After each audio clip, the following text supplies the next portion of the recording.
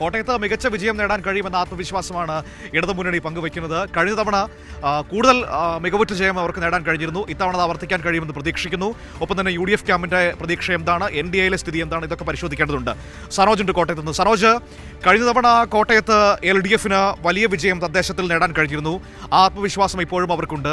അവരുടെ പ്രതീക്ഷകൾ എങ്ങനെയൊക്കെയാണ്? മറുഭാഗത്ത് UDFൽ എന്താണ് സ്ഥിതി? പ്രധാനമായും തെരഞ്ഞെടുപ്പ് വേളയിൽ ഉയർന്നു വന്ന വിഷയങ്ങൾ, ചർച്ചകൾ എങ്ങനെയൊക്കെയായിരുന്നു? NDAയുടെ അവസ്ഥ എന്താണ്? സ്ഥാനാർത്ഥികളൊക്കെ എല്ലായിടത്തും നിർത്താൻ കഴിഞ്ഞിട്ടുണ്ടോ?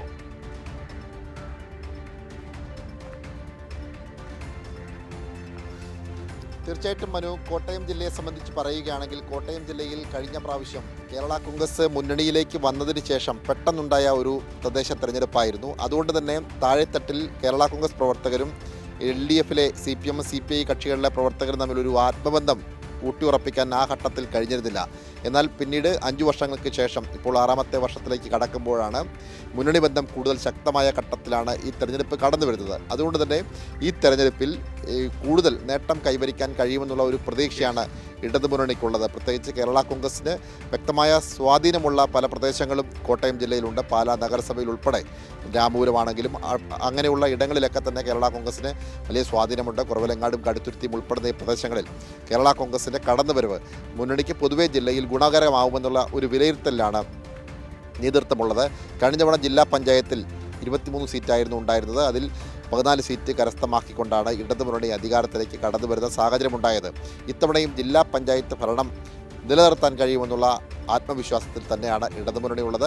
കൃത്യമായ ചർച്ചയുടെ അടിസ്ഥാനത്തിൽ തെരഞ്ഞെടുപ്പ് പ്രചരണത്തിന്റെ തുടക്കത്തിൽ തന്നെ സ്ഥാനാർത്ഥി നിർണ്ണയം പൂർത്തിയാക്കാൻ കഴിഞ്ഞിരുന്നു. സ്ഥാനാർത്ഥികളെല്ലാം അവിടെ ഏറ്റവും പ്രധാനപ്പെട്ട മറ്റൊരു കാര്യം കൂടി ഉണ്ടല്ലോ. ഈ കോട്ടയം നഗരസഭയെക്കുറിച്ച് പറയാതിരിക്കാൻ കഴിയുമോ സനോജ്? ഒരുപക്ഷെ ഇത്രയധികം ആക്ഷേപങ്ങൾ കേട്ട മറ്റൊരു നഗരസഭ കേരളത്തിൽ വേറെ ഉണ്ടാകുമോ? അഴിമതിയുടെ പേരിൽ, വികസനമില്ലായ്മയുടെ പേരിൽ കോട്ടയത്തിന്റെ ഹൃദയഭാഗമായ കോട്ടയം നഗരസഭയിൽ ഇത്തവണ കളം എങ്ങനെയാണ്?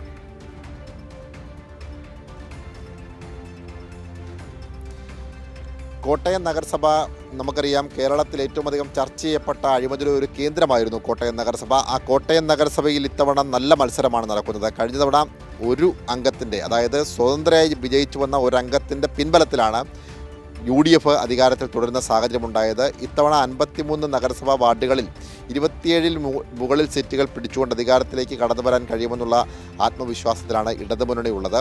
പ്രത്യേകിച്ച് കോട്ടയം ജില്ലയിൽ 6 മുനിസിപ്പാലിറ്റികളിൽ കഴിഞ്ഞ തവണ 2 മുനിസിപ്പാലിറ്റികൾ മാത്രമാണ് ഇടതുപക്ഷത്തിന് കരസ്ഥമാക്കാൻ കഴിഞ്ഞത്. ഇത്തവണ അത് കൂടുതൽ പിടികൂടാൻ കഴിയുമെന്നുള്ള ഒരു പ്രതീക്ഷയാണ്. ഒപ്പം തന്നെ ബ്ലോക്ക് പഞ്ചായത്തുകളിലാണെങ്കിൽ 11 ബ്ലോക്ക് പഞ്ചായത്തിൽ 10 ബ്ലോക്ക് പഞ്ചായത്തുകളും LDF ഭരിച്ചു. ഒപ്പം തന്നെ ഗ്രാമപഞ്ചായത്തുകൾ 71 ഗ്രാമപഞ്ചായത്തുകളിൽ 51 LDFന് ഭരണം നടത്താൻ കഴിഞ്ഞു. എന്നാൽ ഇക്കുറി ഈ കേരള കോൺഗ്രസിൻ്റെ കടന്നുവരവോടുകൂടി മുന്നണി ബന്ധം കൂടുതൽ ശക്തമായ ഘട്ടത്തിൽ കൂടുതൽ ഇടങ്ങളിൽ വിജയിക്കാൻ കഴിയുമെന്നുള്ള ഒരു പ്രതീക്ഷയാണുള്ളത്. ഇപ്പോൾ ഇന്ന് ഈ പരസ്യ പ്രചരണം അവസാനിക്കുന്ന അവസാന ഞായറാഴ്ചയാണ്, അവധി ദിവസമാണ്. അതുകൊണ്ട് തന്നെ പലയിടങ്ങളിലും പരമാവധി ആളുകളെ പങ്കെടുപ്പിച്ചുകൊണ്ട് വോട്ടർമാരെ നേരിൽ കാണാൻ വേണ്ടിയുള്ള ഓട്ടത്തിലാണ് സ്ഥാനാർത്ഥികളും പ്രവർത്തകരുമെല്ലാം തന്നെ. അവസാന ഘട്ടത്തിൽ ഈ സ്ലിപ്പുകൾ വീടുകളിൽ എത്തിച്ചു നൽകുക എന്ന ഉത്തരവാദിത്തത്തിലാണ് പ്രവർത്തകരൊക്കെ തന്നെ ഉള്ളത്. ഞാനിപ്പോൾ ഉള്ളത് ഐമനം പഞ്ചായത്തിലാണ്. ഐമനം പഞ്ചായത്ത് LDF ഭരിക്കുന്ന പഞ്ചായത്താണ്. അവിടെ LDFൻ്റെ പ്രതീക്ഷ എന്താണ് എന്ന് വ്യക്തമാക്കാൻ ഇപ്പോൾ സ്ഥാനാർത്ഥി തന്നെയുണ്ട്. 2ാം വാർഡിലെ സ്ഥാനാർത്ഥി ആലിച്ചൻ ചേട്ടൻ, എങ്ങനെയുണ്ട് ഇവിടുത്തെ പ്രചരണ പ്രവർത്തനങ്ങളൊക്കെ? നല്ല രീതിയിലെ പ്രചരണ പ്രവർത്തനം മുന്നേറുകയാണ്. വളരെ ആവേശകരമായ സ്വീകരണമാണ് എല്ലാ പ്രദേശത്തും ഉള്ളത്. ഈ പഞ്ചായത്തിൽ 21 സീറ്റാണ്. 21 സീറ്റും ഇത്തവണ ഇടതുപക്ഷ ജനാധിപത്യ മുന്നണിയുടെ സ്ഥാനാർത്ഥികൾ വിജയിക്കും. അമിതമായ ആത്മവിശ്വാസമാണോ? അമിതമായ ആത്മവിശ്വാസമല്ല. സംസ്ഥാന സർക്കാരിൻ്റെ ജനങ്ങൾക്ക് നൽകുന്ന വലിയ സഹായങ്ങളും ക്ഷേമ പ്രവർത്തനങ്ങളും അതുപോലെ വികസന പ്രവർത്തനങ്ങളും വലിയ തോതിൽ സ്വീകരിക്കപ്പെട്ടിട്ടുണ്ട്. അതുപോലെ തന്നെ ബഹുമാനപ്പെട്ട നമ്മുടെ MLA ആയ വാസവൻ ചേട്ടൻ, മന്ത്രിയും കൂടെ വാസവൻ ചേട്ടൻ്റെ വികസന പ്രവർത്തനങ്ങളും അതുപോലെ പഞ്ചായത്തിൻ്റെ പ്രവർത്തനങ്ങളും എല്ലാം വലിയ സ്വീകാര്യതയാണ് ജനങ്ങൾക്ക് കിട്ടിയത്. ഇതിപ്പോൾ 2ാം വാർഡാണല്ലോ. ഈ 2ാം വാർഡ് സിറ്റിംഗ് വാർഡാണോ? ഇതിൻ്റെ ഒരു അവസ്ഥ എന്താണ്? സിറ്റിംഗ് വാർഡാണ്. വളരെ വികസനം ഇല്ലാതിരുന്നൊരു വാർഡാണിത്. കഴിഞ്ഞ 10 വർഷക്കാലമാണ് ഇടതുപക്ഷ ജനാധിപത്യത്തിൻ്റെ സ്ഥാനാർത്ഥികൾ വിജയിക്കാൻ തുടങ്ങിയത്. അതിനുശേഷം വലിയ തോതിൽ വികസനം, എല്ലാ റോഡുകളും നല്ല സഞ്ചാരയോഗ്യമാക്കി. കുടിവെള്ളം ഇല്ലാത്തൊരു പ്രദേശമായിരുന്നു ഇവിടെ. ഒരു തുള്ളി വെള്ളം പോലും എങ്ങും ഇല്ലായിരുന്നു. ഇപ്പോൾ എല്ലാ വീട്ടിലും 24 വെള്ളത്തിന് നടുവിൽ കിടക്കുമ്പോഴും വെള്ളമില്ലാത്ത അവസ്ഥയായിരുന്നു. അപ്പർ കുട്ടനാട് പ്രദേശമാണ്. പാടത്തിശേഖരത്തിന് ചുറ്റുമാണ് നമ്മുടെ ഈ വീടുകളൊക്കെ ഉള്ളത്. അപ്പോൾ അവിടെ ഒട്ടും വെള്ളമില്ലാത്ത പ്രദേശമാണ്. ഇപ്പോൾ എല്ലാ വീട്ടിലും വെള്ളം എത്തും. എല്ലാ പ്രദേശത്തും സ്ട്രീറ്റ് ലൈറ്റായി. അങ്ങനെ എല്ലാ അടിസ്ഥാന സൗകര്യങ്ങളും ഒരുക്കി. PHC നമ്മുടെ ആശുപത്രി ഇവിടെ വളരെ ചെറിയൊരു കെട്ടിടത്തിലായിരുന്നു. അതിപ്പോൾ നല്ല 1ാം തരം കെട്ടിടം 2 കോടി രൂപ മുടക്കി സംസ്ഥാന സർക്കാർ ഇവിടെ പണിതു. അങ്ങനെ എല്ലാ സൗകര്യങ്ങളും അങ്ങനെ ആക്കിയിട്ടുണ്ട് ഈ വാർഡ്. ഇന്നത്തെ ഒരു പ്രചരണ പ്രവർത്തനങ്ങൾ എങ്ങനെയാണ്? ഇന്ന് രാവിലെ തന്നെ കുറച്ച് സ്ഥലത്ത് സ്ലിപ്പ് കൊടുക്കാനുണ്ട്, അത് ഉടനെ കൊടുക്കും. പിന്നെ എല്ലാ സ്ഥലത്തും ഞങ്ങൾ ഒരു 5-6 പ്രാവശ്യം കയറി കഴിഞ്ഞു. ഇനി ഒരു 2-3 പ്രാവശ്യം ഇനിയും കയറും. ലാസ്റ്റ് വോട്ടർമാർ പറഞ്ഞു ഇങ്ങോട്ട് ഇനി വരണ്ട എന്ന് പറഞ്ഞു. വരണമെന്നല്ല, അവരെല്ലാം വോട്ട് ചെയ്യാൻ തയ്യാറായി തന്നെ നിൽക്കുക. ഒരുപാട് തവണ കയറി ഇങ്ങനെ വീടുകൾ കയറി സ്ഥാനാർത്ഥിയെ കണ്ട് പരിചിതമാകുമ്പോൾ ആളുകളുടെ ഒരു റെസ്പോണ്ട് എങ്ങനെയാണ്? ആളുകൾ സ്ഥാനാർത്ഥി നല്ല പ്രോഗ്രസ്സാണ്, നല്ല രീതിയിൽ പ്രവർത്തിക്കുന്ന ആളാണ്. നല്ല ഇവിടുത്തെ വികസനത്തിൻ്റെ ഏറ്റവും ജനനായകനാണ്. ആളുകളെല്ലാം സമ്മതിച്ചിട്ടുണ്ട്. എല്ലാവരും നല്ല അയ്മനം പിടിക്കും, അയ്മനം മുഴുവൻ പിടിക്കും. എങ്ങനെയാണ് ഇന്നത്തെ ഒരു പ്രചരണം?